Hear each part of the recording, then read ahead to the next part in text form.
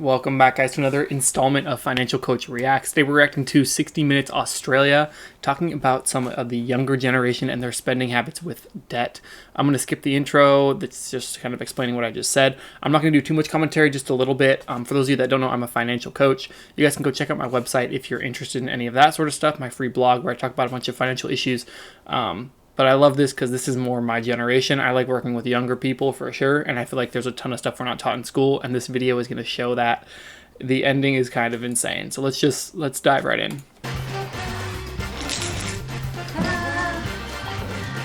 The world economy is in free fall, on the brink of recession.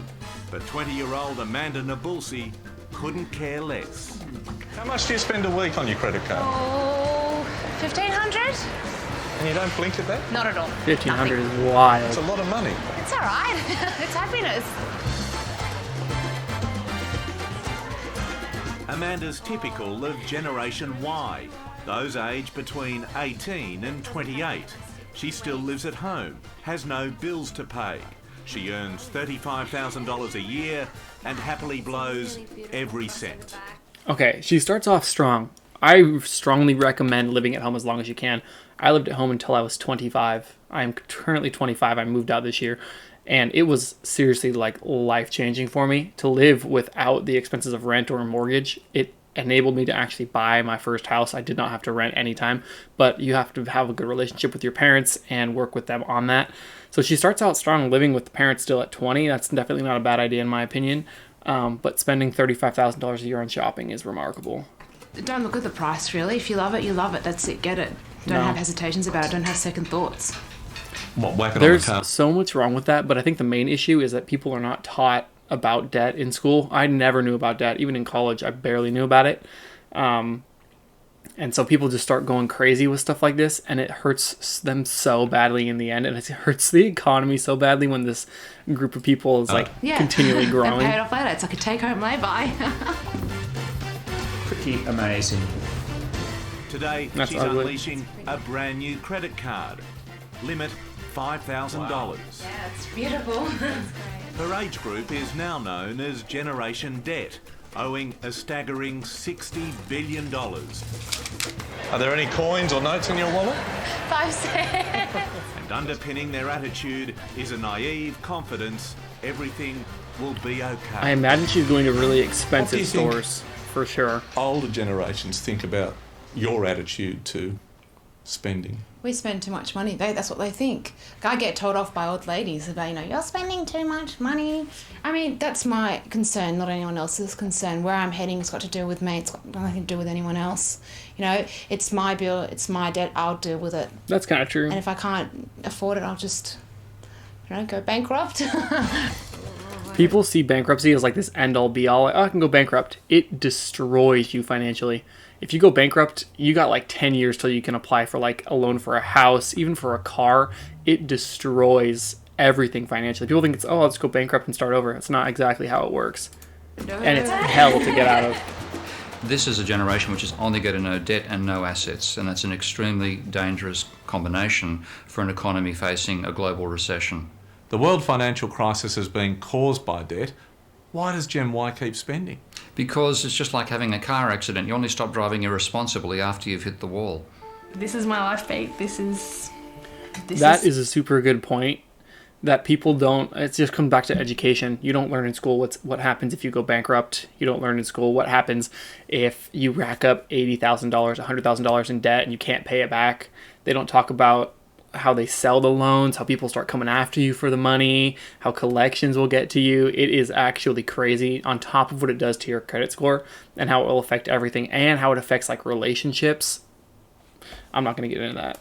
70 grand's worth of debt. 21-year-old Zoe Zerkler has hit the wall, big time. There's an 11 grand personal loan, a 9 grand TV, a 10 grand car, there's At least a a 2 9 grand grand on a credit card. TV. There's a $1,000 credit card. Just 3 years out of school, Zoe's on the brink of bankruptcy. This folder is my life. This is who I am, what I do. This is me. 70 grand's worth of debt. 70? On a supermarket salary of about $35,000, Zoe bought a car, a PlayStation, a state-of-the-art laptop, 2 huge televisions, and much more, all on credit. Oof. When you look at all this paperwork, She doesn't get $70,000 killed by the worth APR. of debt, what do you think? Why? Why was I so stupid? Why wasn't I just happy with what I had?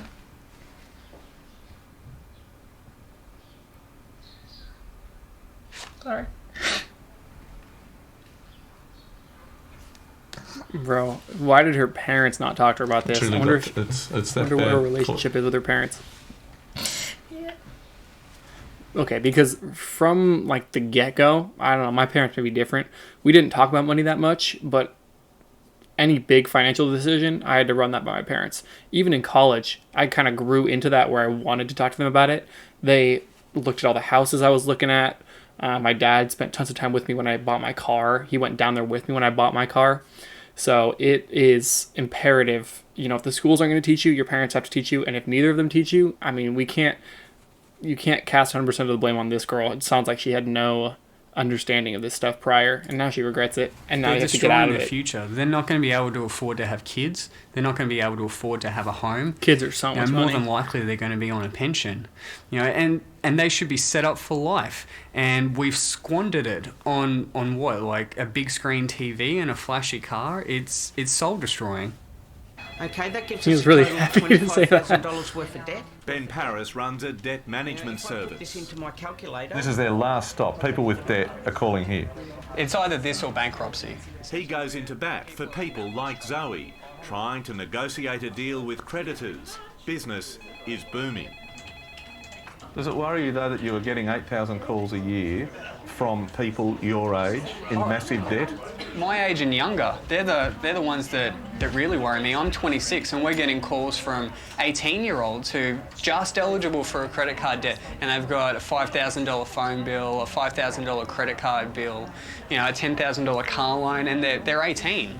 I can see myself in this. I did. What's fueling this crisis I hate is convertibles. ridiculously easy credit being offered to a generation who are used to getting what they want. This is so exciting. Amanda has only 22 cents in the bank, but she's preparing to buy a $60,000 car. $60,000 for that really BMW? pretty. There's no way. Breathtakingly reckless, but if it all goes pear-shaped, Amanda believes she's not to blame. It's like I'm a celebrity. Hello. Are you saying you're a victim in all of this? We are. We're targets. We are targets to the bank because we know that they know that we're gullible. They know that you know anything they say we'll just follow. Is that not it's just they're the leader and we're ironic? just the little people walking behind them. They give me money, You're loving it. You could have sent the card back. but I needed it. I need it for emergencies. That's painful. I think your definition of emergencies is different to my definition of emergency. And I'm loving it. I really am. It's fabulous. What role does easy credit play? An enormous role, because even if you only knew the good times and you're willing to be irresponsible, it takes an irresponsible lender on the other side to give you that credit. And I really don't blame the kids for this. Economist Steve Keen says the bad debt Generation Y is accumulating mirrors the bad debt that's led to the global financial meltdown. Haven't the banks learned their lesson from the subprime debacle? They haven't learned it because they're still looking for the best possible margin, and the competitive pressures in the market mean that if they don't provide an irresponsible bit of credit card lending to some Gen Y, somebody else will do it, and they want to get hold of the fees and get hold of the high margins they get on those loans. Only when the whole thing goes belly up will they suddenly turn the tap off. All right, Pete, this one's my shout. But until that All right, I'm going to pause right here. We're going to do a two-part for this one because I don't want to make this too long. That economist guy, if you guys ever listen to someone like that, it's super valuable knowing what they say. People that have studied the history of money, and sometimes it's a little bit difficult to understand him. What he's talking about is all the crazy financial crises that we've had.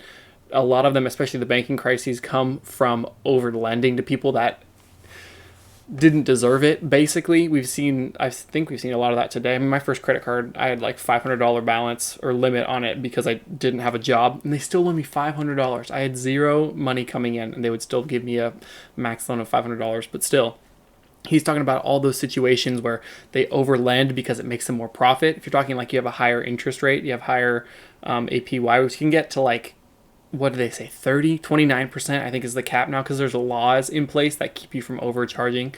But still, 29% just on your loan is absolutely insane. So when we're talking about like the first girl or second girl who was crying because she had like 70K in debt, you think, oh, she's making 35 a year, she'll pay it off 3-4 years if she can live on half her income. It's going to take longer than that, because 30% of that each year is going to be remarkable. So I'm going to split this one. We'll do it a two-parter, and we'll jump right into the next one. I'm going to post this one so it doesn't get too long. Hopefully you guys enjoy. Let me know in the comments below who's the worst in this video. I have my opinion so far of who's the worst, but we'll see who else they include, because this is absolutely, it's devastating, but it's something that I think we can work on as a generation to kind of get out of this mess that people are making. $70,000 in debt at 23, 24. Oh, I couldn't even imagine. I mean, school loans would be one thing. Even then, that's terrible. But just credit card debt on stuff like a car, 2 TVs. They said $9,000 on a TV. I don't believe that. There's no way. If that girl buys that BMW, I'm going to be so pissed. $60,000 for a convertible. And it was like a 120i. Anyways, I'm getting too far into the details. Guys, stay tuned for part 2. As always, subscribe, like the video. If you're interested in financial coaching or budget formulation, I have all of that on my website linked. If you guys are interested, go check that out. And again, let me know who's the worst in this video, because I'll see if you guys agree with me or disagree with me. But as always, hope you guys had a good day in the market, and I'll see you in the next one.